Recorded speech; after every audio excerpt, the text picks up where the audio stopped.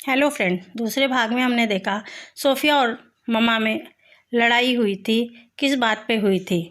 ईश्वर सेवक ठंडी सांस खींच के, प्रभु मसीह मुझे अपने दामन में छुपा, अपनी भटकती हुई भेड़ों को सच्चे मार्ग पर ला। कहाँ है सोफी? मुझे उसके पास ले चलो, मेरे हाथ पकड़कर उठाओ। खुदा मेरी बेटी के हृदय को अपनी ज्योति से जगा। मैं उसके पैरों पर गिरूंगा, उसकी मिन्नतें करूंगा, उसे दीनता से समझाऊंगा। मुझे उसके पास तो ले चलो मिसेस सेवक। मैं सब कुछ करके हार गई, उस पर खुदा की लानत है। मैं उसका मुंह नहीं देखना चाहती। ईश्वर सेवक, ऐसी बातें ना करो। वह मेरे खून का खून, मेरी जान की जान, मेरे प्राणों का प्राण है। मैं उसे कलेजे से लगाऊंगा। प्रभु मसीहा से विधर्मियों को छाती से लगाया था, कुकर्मियों को अपने दामन में शरण दी थी। वह मेरी सोफिया पर अवश्य दया करेंगे। यीशु, मुझे अपने दामन में छुपा। जब मिसेस सेवक ने अब भी सहारा न दिया तो ईश्वर सेवक लकड़ी के सहारे उठे और लाठी टेकते हुए सोफिया के कमरे में द्वार पर आकर बोले, बेटी सोफी कहाँ है? इधर आ बेटी, तुझे गले से लगाऊं। मेरा मसीहा खुदा का दुलारा बेटा था, दीनों का सहायक, निर्बलों का रक्षक, दरिद्रों का मित्र, डूबतों का सहारा, पापियों का उद्धारक, दुखियों को पार लगाने वाला। बेटी, ऐसा कौन सा नबी है जिसका दामन इतना चौड़ा हो, जिसकी गोद में संसार के सारे पापों, सारी बुराइयों के लिए स्थान हो?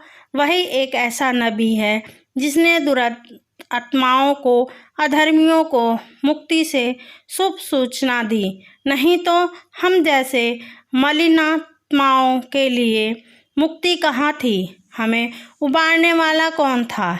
यह कहकर उन्होंने सोफी को हृदय से लगा लिया। माता के कठोर शब्दों ने उनके निर्बल क्रोध को जागृत कर दिया था। अपने कमरे में आकर रो रही थी। बार बार मन उद्विग्न हो उठता था। सोचती थी, अभी इसी क्षण इस घर से निकल जाऊं। क्या इस अनंत संसार में मेरे लिए जगह नहीं है? मैं परिश्रम कर सकती हूँ, अपना भार अपना आप संभाल सकती हूँ। आत्म स्वातंत्र का खून करके अगर जीवन के चिंताओं से निर्वित हुई तो क्या मेरी आत्मा इतनी तुच्छ वस्तु नहीं है कि उधर पालने के लिए उसकी हत्या कर दी जाए? प्रभु सेवक को अपनी बहन से सहानुभूति थी। धर्म पर उन्हें उनसे कहीं काम का श्रद्धा थी, किंतु वह अपने स्वतंत्र विचारों को अपने मन ही में संचित कर रखते थे। गिरजा चले जाते थे, पारिवारिक प्रार्थनाओं में भाग लेते थे, यहाँ तक कि धार्मिक भजन भी गा लेते थे। वह धर्म को गंभीर विचार के क्षेत्र में से बाहर समझते थे। वह गिरजा उसी भाव से जाते थे जैसे थिएटर देखने जाते। पहले अपने कमरे में झांक कर देखा कि कहीं मम्मा तो नहीं आ रही है, नहीं तो मुझ पर ब्रज प्रहार होने लगेंगे। तब चुपके से सोफिया के पास आए और बोले, सोफी क्यों नादान बनती हो? सांप के मुंह में उंगली डालना कौन सी बुद्धिमानी है? अपने मन में जो विचार रख, जिन बातों को जी चाहे मानो, जिनको जी ना चाहे ना मानो। पर इस तरह ढिंढोरा पीटने से क्या फायदा? समाज में नक्कू बनने की क्या जरूरत? कौन तुम्हारे दिल के अंदर देखने जाता है? सोफिया ने भाई को अवहेलना की दृष्टि से देखकर कहा, धर्म के विषय में मैं कर्म को वचन के अनुरूप ही रखना चाहती हूँ दोनों में से एक ही स्वर निकले। धर्म का स्वांग भरना मेरी क्षमता से बाहर है। आत्मा के लिए मैं संसार के सारे दुख झेलने को तैयार हूँ। अगर मेरे लिए इस संसार में स्थान नहीं है तो ईश्वर का बनाया हुआ विस्तृत संसार तो है, कहीं भी अपना निर्वाह कर सकती हूँ। मैं सारी विडंबनाएं सह सकूंगी। लोग निंदा की मुझे चिंता नहीं है, मगर अपनी ही नज़रों में गिरकर मैं जिंदा नहीं रह सकती। अगर यही मान लूँ कि मेरे लिए चारों तरफ से द्वार बंद हैं, तो भी मैं आत्मा को बेचने की अपेक्षा मर जाना कहीं अच्छी समझती हूँ। प्रभु सेवक, दुनिया उससे कहीं तंग है जितना तुम समझती हो। सोफिया, कब्र के लिए तो जगह निकल ही जाएगी। सहसा ईश्वर ने जाकर उसे छाती से लगा लिया और अपने भक्ति गदगद नेत्र जल से उसके संत हृदय को शांत करने लगे। सोफिया को उसकी श्रद्धालुता पर दया आ गई। कौन ऐसा निर्दयी प्राणी है जो भोले भाले बालक के कटघोड़े पर उपहास करके उसका दिल दुखाए, उससे उसके मधुर स्वप्न को विकलांग कर दे। सोफिया ने कहा, दादा आप आकर उस कुर्सी पर बैठ जाएं।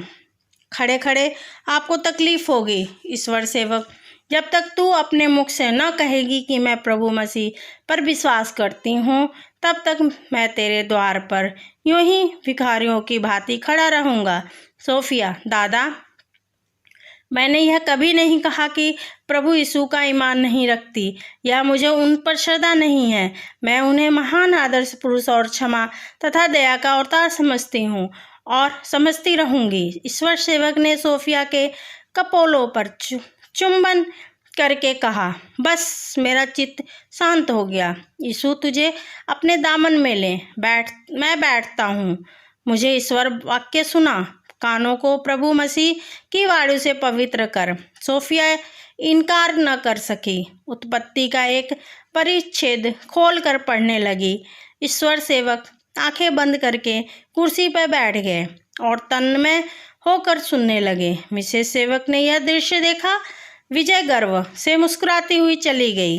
यह समस्या तो हल हो गई, पर ईश्वर सेवक के मरहम से उनके अंतकरण का नासूर अच्छा हो सकता था। आए दिन उसके मन में धार्मिक शंकाएं उठती रहती थी और प्रतिदिन उसे अपने घर में रहना दुस्सह होता जाता। स्नेह प्रभु सेवक की सहानुभूति भी क्षीण होने लगी। मिस्टर जॉन सेवक को अपने व्यवसायिक कामों से इतना अवकाश ही न मिलता था कि उनसे मानसिक विलय का निवारण करते। मिसेस सेवक पूर्ण निरकुशता से उस पर शासन करती थी। सोफिया के लिए कठिन परीक्षा का समय वह होता जब वह ईश्वर सेवक को बाइबल पढ़ के सुनाती थी। इस परीक्षा से बचने के लिए वह नित्य बहाने ढूंढती रहती थी। अतः अपने कृत्रिम जीवन से उसे घृणा हो जाती थी। उसे बार बार प्रबल अंतःप्रेरणा होती थी कि घर छोड़ के कहीं चली जाऊं और स्वाधीन होकर सत्य की विवेचना करूं, पर इच्छा व्यवहार क्षेत्र में पैर रखते हुए संकोच से विवश हो जाती थी। पहले प्रभु सेवक से अपनी शंकाएं प्रकट करके वह शांत चित्त हो जाया करती, पर ज्यों-ज्यों उनकी उदासीनता बढ़ने लगती, सोफिया के हृदय से भी उनके प्रति प्रेम और आदर उठने लगा। उसे धारणा होने लगी कि इनका मन केवल भोग और विलास का दास है, जिसे सिद्धांतों से कोई लगाव नहीं। यहाँ तक कि उनकी काव्य रचनाएं भी, जिन्हें वह पहले बड़े शौक से सुना करती थी, अब उसे कृत्रिम भावों से परिपूर्ण मालूम होती। वह बहुधा टाल दिया करती थी, मेरे सिर में दर्द है, सुनने को जी नहीं चाहता। अपने मन में कहती, इन्हें उन सद्भावों और पवित्र आवेगों को व्यक्त करने का क्या अधिकार है जिनका आधार आत्मदर्शन और अनुभव पर न हो।